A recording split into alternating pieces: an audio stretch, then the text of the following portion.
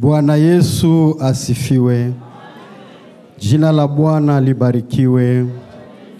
Tunakuwa na moyo wa shukrani mbele za Mungu kwa kuwa ametulinda na leo ameturuhusu tuingie hemani mwake. Tunasema jina lake libarikiwe sana. Basi kwa machache tutakawia, tunaenda kwa usomi wetu.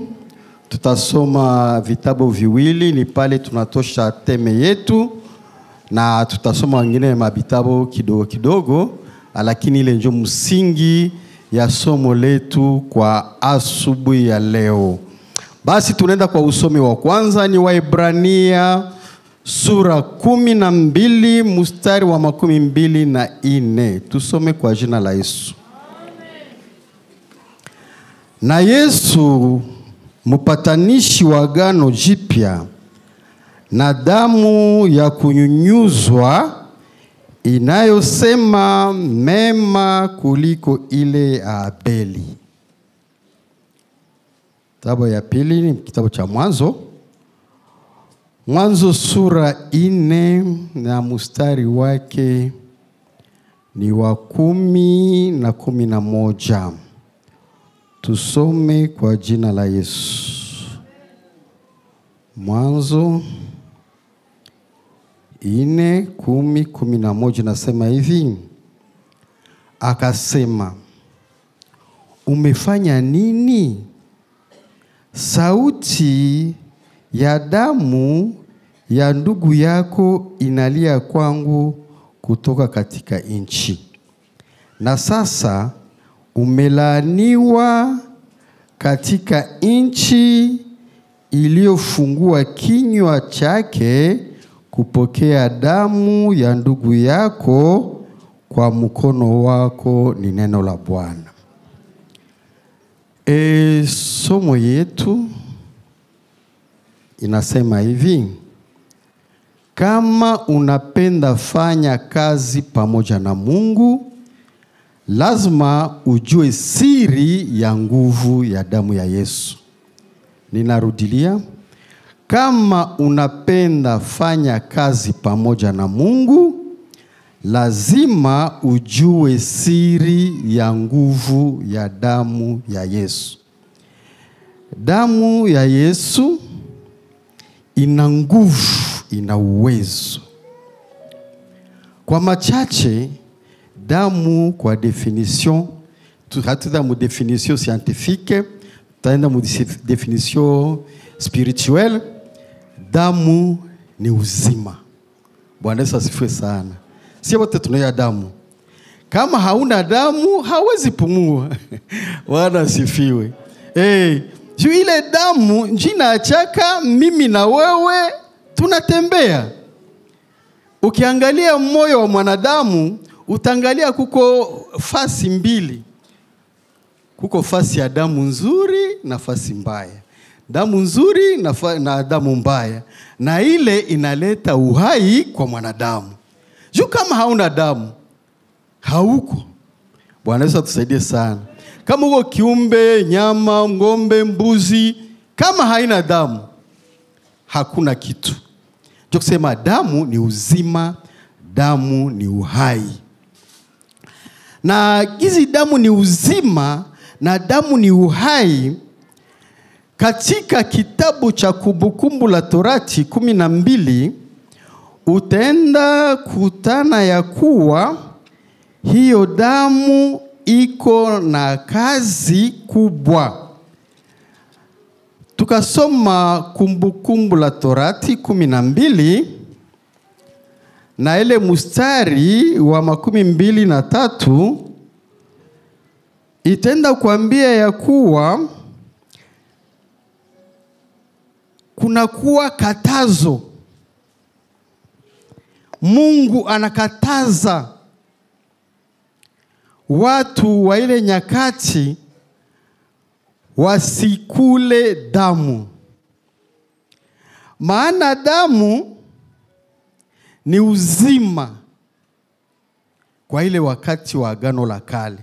Tukasoma, utaenda kuangalia, nasema hivi: lakini angalia usile damu, maana damu ni uzima, usile uzima pamoja na nyama. Bwana Yesu atusaidie sana. Kwa ile wakati Mungu aliruhusu watu wakule kwanza mboga. Walikula kwanza mboga. Walipofika kipindi cha Noa, zile ni historia tutazinda ndani sana juu tuko na kazi ya mingi. Noa alipotoka katika gharika, na Noa akashukuru Mungu kwa nyama safi zenye ziko safi, akazitia madhabahuni, akashukuru Mungu. Bwana Yesu atusaidie sana. Biblia inasema ya kuwa Mungu akasikia harufu nzuri ya zile sadaka zenye Noa alitoa, akasikia kumfurahia Noa. Akamwambia Noa, tangia leo hamutakuwa mnakula tena mayani tu, lakini mtakuwa mnakula na nyama.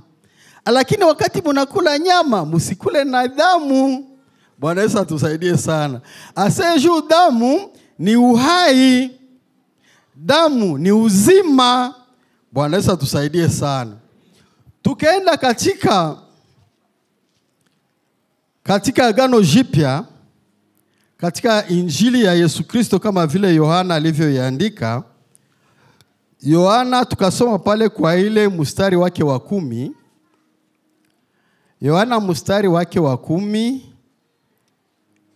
na Yohana sura 10 dimwe mstari wake wa 17 utaenda kutana jambo hili. 17 na 18 inasema hivi: hivi Baba ananipenda kwa sababu ninatoa uzima wangu. Bwana Yesu asifiwe. Kwa sababu ninatoa uzima wangu ili niutoe tena. Hakuna mtu anayeuondoa kwangu. Hakuna mtu anayeondoa kwangu. Mimi peke wa Yesu ndio mimi napenda niondoe ile uhai, ile uzima, ile damu. Bwana Yesu atusaidie sana. Lakini mimi mwenyewe ninautoa. Na nina uwezo wa kutoa na nina uwezo wa kutoa tena. Agizo hili nililipokea kwa Baba yangu. Na wakati alikuwa anasema vile, Biblia inasema ya kuwa Mafarisayo na wanafunzi walikuwa pale tena wakagawanyika. Bwana Yesu atusaidie sana. Sababu Wafarisayo kwa ile agano ilikuwa vigumu sana kutoa uhai, kutoa damu. Bwana Yesu asifiwe. Ilikuwa vigumu sana kuweza kukula nyama unakula na damu. Ilikuwa vigumu sana. Sasa Yesu akawachanganyikisha. Bwana Yesu atusaidie sana. Wakachanganyikiwa. Yesu kama vile mwana kondoo akasema, mie mutakula mwili wangu. Bwana Yesu atusaidie sana. Na mutakunya damu yangu ili mkue na uzima. Ikaleta mchanganyiko. Bwana Yesu atusaidie sana. Na wakati leta mchanganyiko, Yesu akafasilia tena kuwaonesha ya kuwa haiko mwili ule mwenyewe ule mwenyewe anasikia, ni alama na mfano wa ile mkate, sababu alisema yeye ni mkate wa uzima. Bwana Yesu atusaidie sana.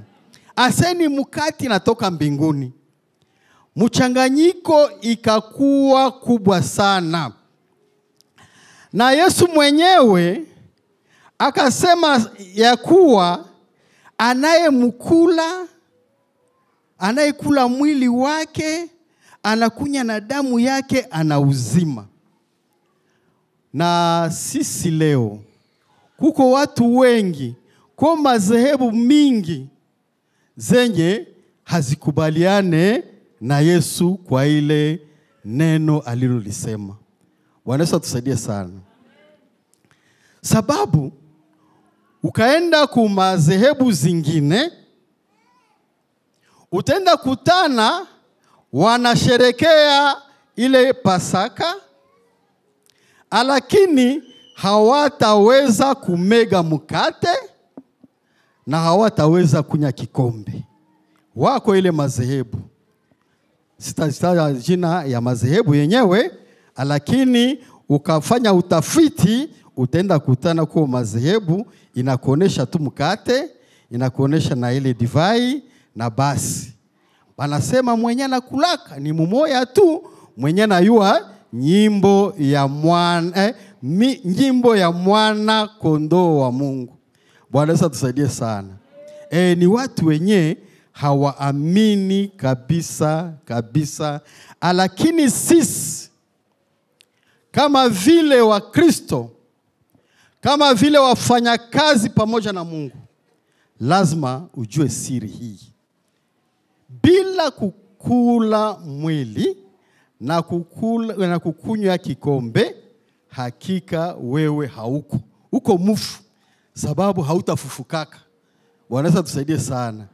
Unaweza fanya kazi ingine yote, lakini kama hautajua siri hii, hakika na mbinguni hauende. Mbinguni haufike kabisa. Bwana Yesu atusaidie sana. Sasa siri kubwa ya damu ya Yesu, siri kubwa, tutaenda kwanza ile usomi wetu wa kitabu cha Mwanzo. Damu. Tunasema damu inayosema mema, damu ya Yesu inayosema mema kuliko damu ya nani? Ya Kaini, ya Abeli dimwe. Bwana Yesu atusaidie sana. Ni damu inasema mema kuliko ile ya Abeli. Historia ya Abeli na Kaini tunaifahamu. Tunajua namna gani walikuwa mshamba na namna gani walikuwa wanazungumuza, lakini sababu mwanadamu ni mwanadamu, anakuwa na tabia za kibinadamu. Siku moja wako katika shamba, ndugu yake Kaini akasikia wivu. Yagize walitoa sadaka. Bwana Yesu atusaidie sana. Walitoa sadaka, kila mtu alitoa sadaka ya kazi anafanyaka. Lakini huyu mwingine alitoa sadaka ya kazi anafanyaka, lakini imani yake ilikuwa inacheza. Nasema sasa huyu atanda mtolea, esi ataikula. Jua alikuwa hamuoni. Bwana Yesu atusaidie sana. Kwa nasikia tu sauti, anasikia mahubiri, anasikia gizi Adamu na Eva wanasemaka historia. Na siku moja ile kitu ya kibinadamu, ile asili ya kibinadamu, binadamu asili yake iko na matunda mabaya sana. Iko na chuki, iko na wivu, iko na hasira. Make mwanadamu si kama nimlinganisha na kitu gani? Mwanadamu anakuwa tu sa nyama moya hivi. Hana huruma manake. Biblia inasema ile umile ya kibinadamu ikamuingia, akamuua ndugu yake Abeli. Bwana Yesu atusaidie sana. Alipomuua, bamo wanasemaka aseme alimpigaka kamutwangio. Eske mutwangio inaweza acha damu inatiririka? Ndiyo. Kama ni ndiyo sawa. Lakini hapa nilisoma komantere moya, bakasema iko sali muchinjaka. Bwana Yesu atusaidie sana. Asema alimuchinjaka na damu ikatiririka, ikavuya. Na sasa ile damu yenyewe ilikuwa inavuya, aseme ikalilia mbele za Mungu. Bwana Yesu atusaidie sana. Naye ile mila ya kibinadamu ikaingia. Aseme Baba, wewe ulituumbaka, lakini ona ndugu yangu ananiua na damu yangu inamwangika. Mungu, unilipishe kisasi. Bwana Yesu atusaidie sana. Mungu akasikia sauti iko namwambia imulipishie nini? Kisasi. Basi Mungu kwenye iko, Biblia inasema akalaani Kaini. Bwana Yesu atusaidie sana.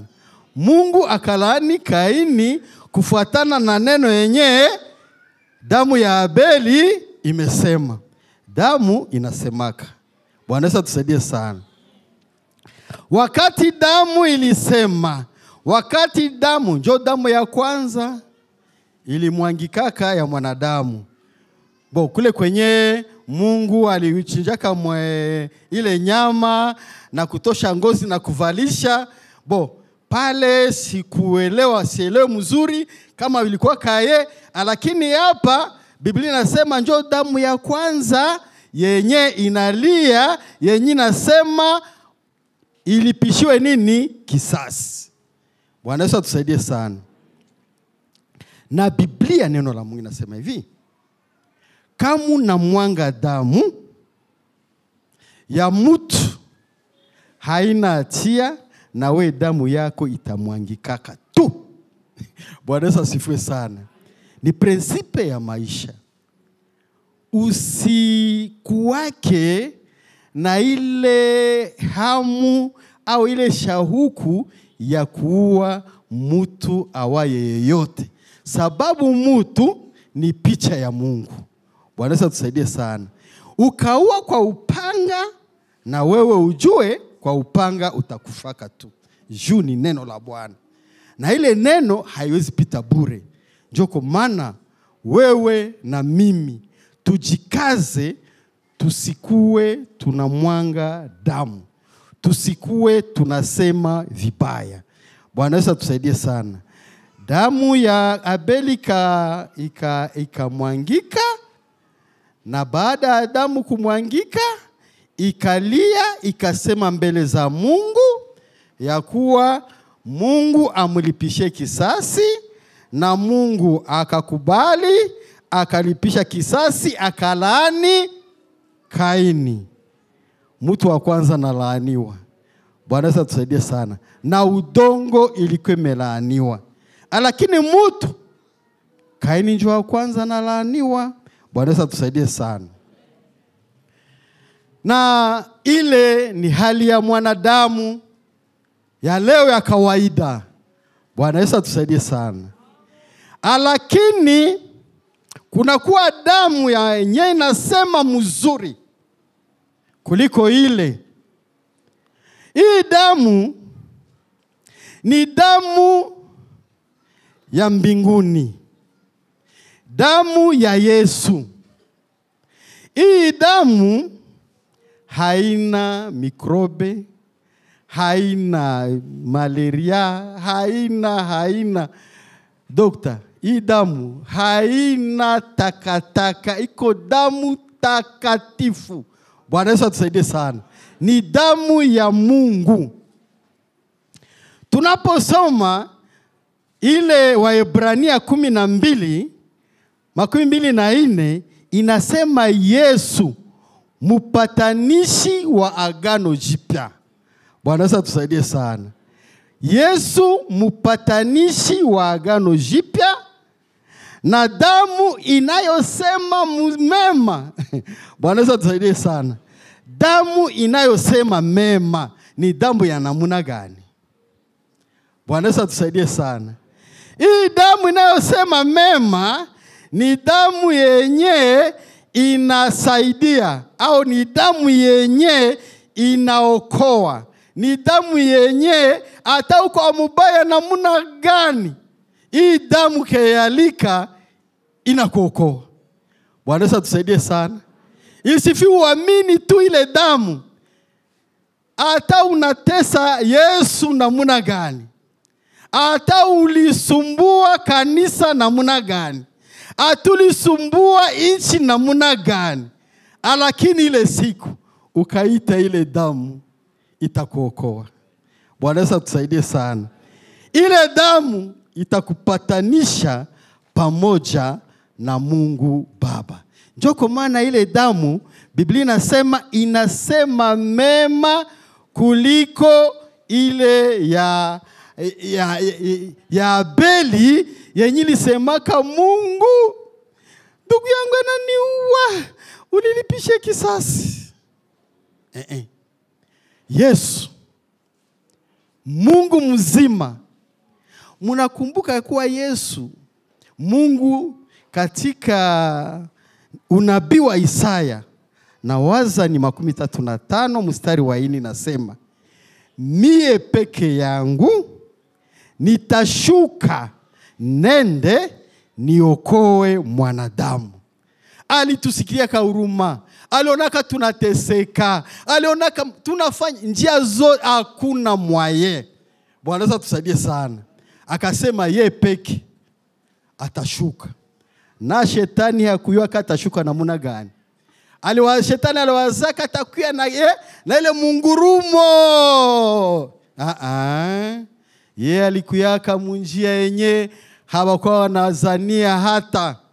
Akakuya munjia ya Bikira Maria, akajinyenyekeza, akacha utukufu wake, akacha umungu wake, akaingia katika kiumbe chenye aliumbaka. Bwana Yesu tusaidie sana.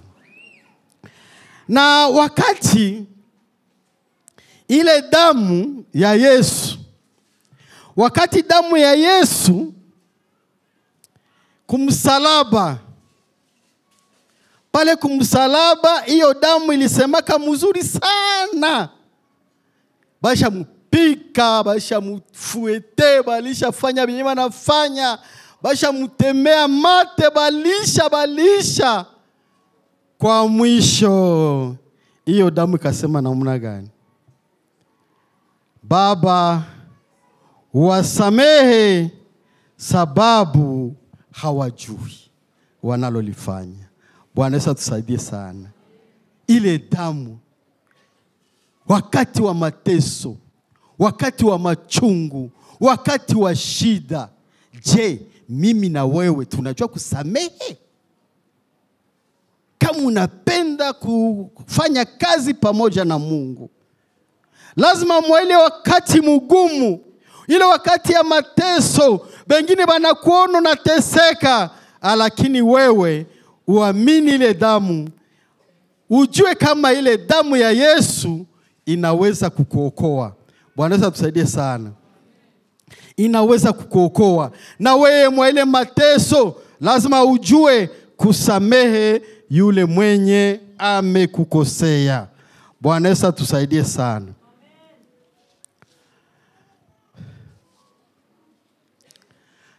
Mufanya kazi pamoja na Mungu ni mtu wa aina gani?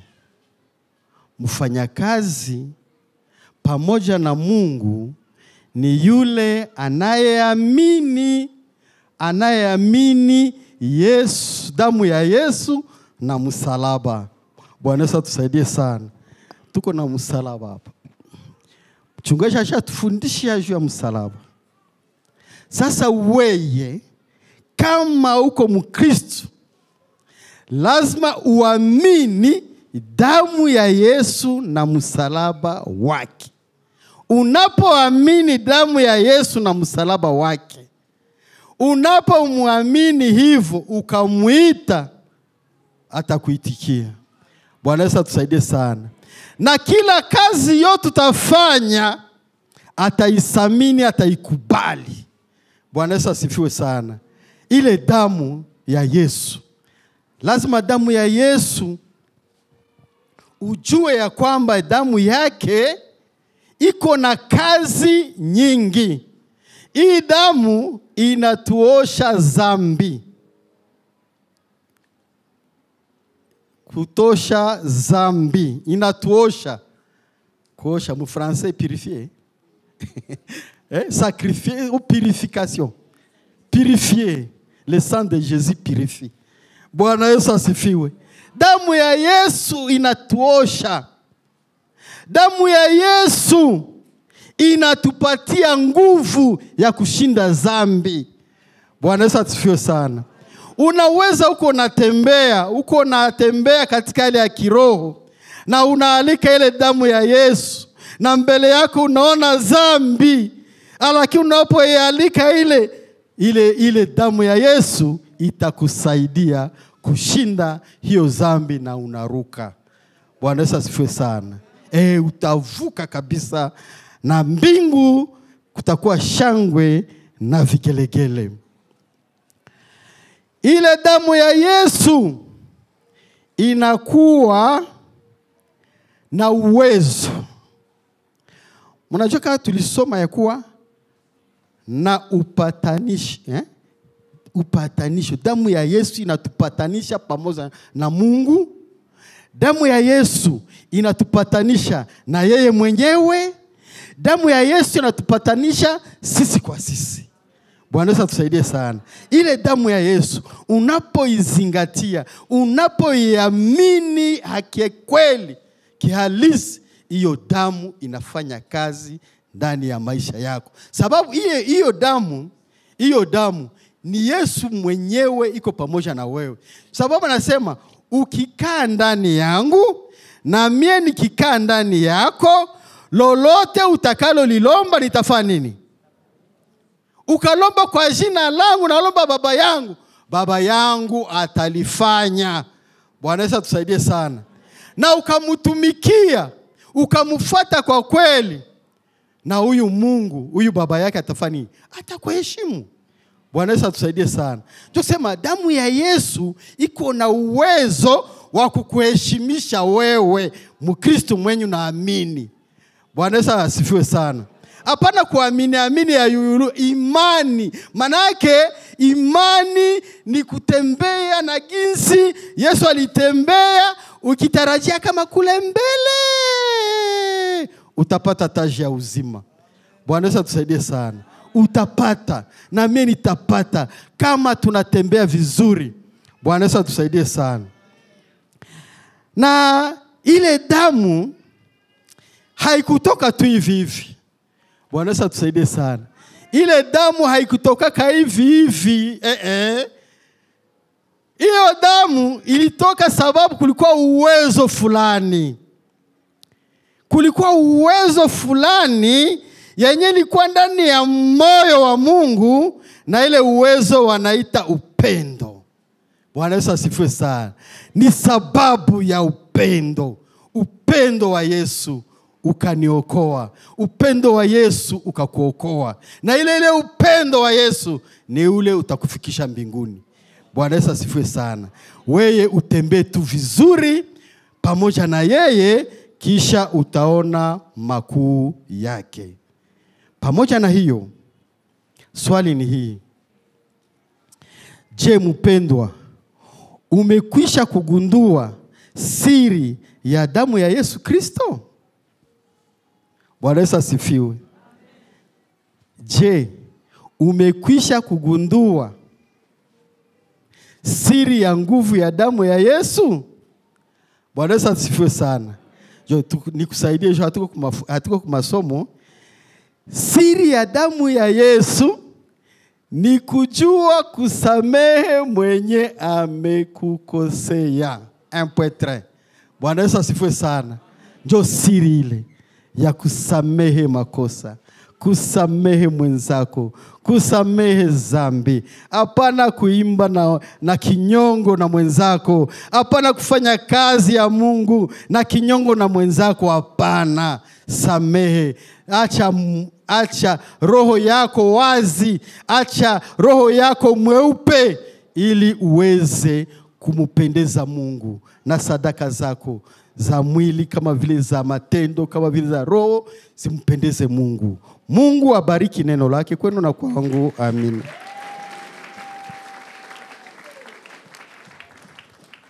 Wapendwa, tunajua kama kusamehe na kwa nguvu. Wenda we kusamehe na kwa nguvu. Sasa wewe kwa imani, Bwana Yesu asifiwe sana. Kwa imani wewe unashindwa kwa kusamehe.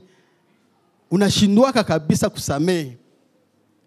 Utaweza kusimama? Ndani ya moyo wako unaamini ile damu ya Yesu kama iko na ile uwezo wa kuondoa makosa na dhambi zenye uko nazo. Utasimama kisha baba mchungaji atatuombea. Bwana Yesu asifiwe sana. Kama unakuwa na difficulty, kama unakuwa na difficulty ya kusamehe, unasema mimi namsamehe lakini sitakula naye tena. Mimi namsamehe lakini sitamsalimia. Hapana, ile haiko msamaha. Msamaha wa kweli kweli ni ile msamaha yenye inajimisha kabisa ndani ya moyo wako. Unasikia kuachilia. Unasikia kile vimbo kilikuwa ndani ya moyo unakitosha. Bwana Yesu atusaidie sana. Unaona wale watu 5 watu 4 wiko ndani ya moyo wako, bana kushinda hata bilo. Bwana Yesu asifiwe. Moyo wako uko na kilo kama ngapi? Docteur, le cœur a combien de kilos? Ça dépend. OK, très bien. Sasa uko na kilo 5, moyo kilo 5. Sasa unawa kilo 215. Sutapasuka.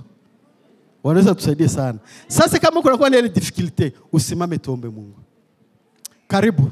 Simama tuombe Mungu. Asante. Asante, asante dada, asante mama. Asante kijana. Asante. Uko na problem, uko na difficulty ya kujua kusamehe. Hata ule shangazi yako ulishashindwa kumsamehe, haumtembeleke tena. Papa muloko haumtembeleke tena. Leo fanya hatua. Bwana Yesu asifiwe sana. Fanya hatua, simama. Fanya hatua usimame. Fanya hatua usimame. Watoto walitumbia safari ya kwenda mbingu. Katika safari ya kwenda mbingu uende na uko mwepesi kabisa. Sababu hakuna kichafu wala kinyonge kitakachoingia. Mwenye iko na ushida ya kusamehe mwenzake. Asante sana. Asante sana. Asante sana. Asante sana. Kama ni hao mfanya hatua ya pili, mkuje hapa mbele ili mchungaji alike damu ya Yesu iweze kuondoa ile kutokusamehe. Ndio kabisa kutokusamehe ndani ya moyo wako. Karibu sana, karibu, karibu. Karibu.